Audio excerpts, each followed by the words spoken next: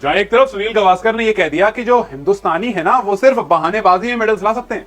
हाँ, उन्होंने हाल फिलहाल में कहा कि इंडियन को अगर मेडल्स लाना होगा तो वो एक्सक्यूज बनाने में बहुत सारे ले आएंगे।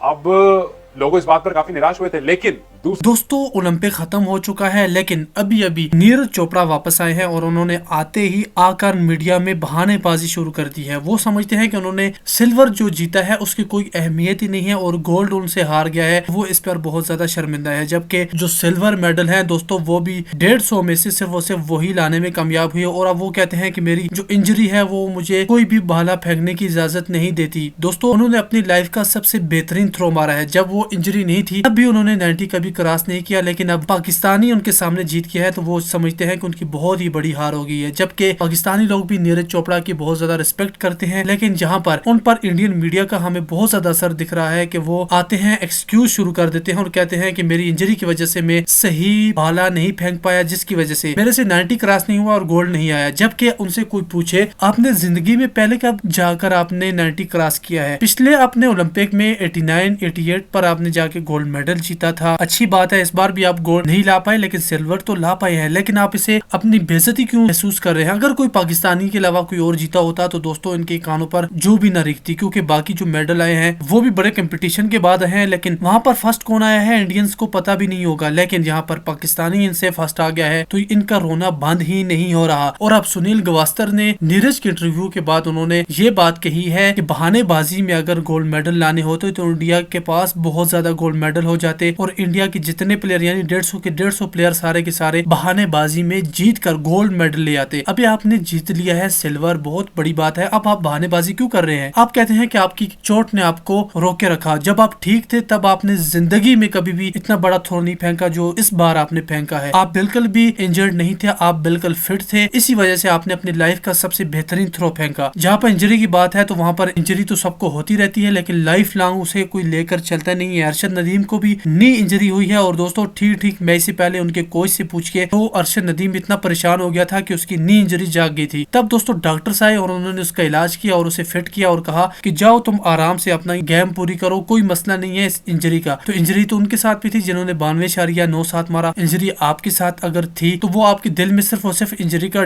आप कह रहे हैं कि डर था, डर को आप निकाल लेते। आपने लाइफ की सबसे बड़ी थ्रो फेंकी। हमें ऐसा लगता है कि नीरज चोपड़ा यहाँ पर आकर इधर उधर की बातें कर रहे हैं। यहाँ पर आकर उन्हें पाकिस्तानी अरशद नदीम को प्रेस करना चाहिए था, यहाँ पर बहानेबाजी नहीं करनी चाहिए थी। लेकिन दोस्तों यहाँ पर आप देखें तो इंडिया में बहुत बड़े बड़े लीजेंड्स हैं जिन्होंने इंडिया को वर्ल्ड कप जितवाया हुआ है और उन्होंने कहा है कि बहानेबाजी बंद कर दो, बहानेबाजी में अगर मेडल लाने होते तो आप ढेर लगा देते। उस वजह से सुनील गावस्कर ने इनकी फटकार लगाई है। और दोस्तों पाकिस्तान के अरशद नदीम को देखिए तो उनके इस्तकबाल की जो तैयारियां हुई हैं और उनके जो इनामात है वो कम होने का नाम नहीं ले रहे। उनके पास जो इनामात आए हैं वो कहते हैं कि मेरी एक्सपेक्टेशन से और मेरी जरूरत से बहुत ज्यादा आगे है, इसलिए उन्होंने 100 स्टूडेंट को लैपटॉप देने का भी ऐलान किया है। आईटी स्टूडेंट जो होंगे उन्हें भी वो लैपटॉप देंगे जिससे आईटी स्टूडेंट आगे ऑनलाइन में काम करके मुल्क का नाम रोशन करने में कामयाब हो सकेंगे। तो ये बात है, ये खबरें भी जब बाहर जाती है तो फिर भी उन्हें तकलीफ होती है कि वहाँ पर एक बंदे को इतना ज्यादा नवाजा गया है। 10-10 करोड़ से ज्यादा दोस्तों उन्हें हुकूमत ने इनामात दिए हैं, जो चेक उनके हाथ में थमा दिए गए हैं। वो पिछली वाली बात नहीं है, क्योंकि इस बार जो अरशद नदीम ने किया है वो ओलंपिक रिकॉर्ड है और मीडिया ऐसे वादों के पीछे पड़ा है जो लोग तो कर देते हैं और पूरा नहीं करते। वैसा अरशद नदीम के साथ होता हुआ दिखाई नहीं दे रहा। उन्हें जितने भी वादे किए, जितने भी ऐलान हुए, सब पैसे उनके पास अभी पहुंचना शुरू हो गए हैं और दोस्तों उनके पास पैसों का ढेर लग चुका है। अपनी राय जरूर दीजिएगा इस वीडियो पर और दोस्तों वीडियो को लाइक करने के साथ साथ चैनल को जरूर सब्सक्राइब कीजिए, साथ में घंटी पर भी लाजमी क्लिक कीजिएगा।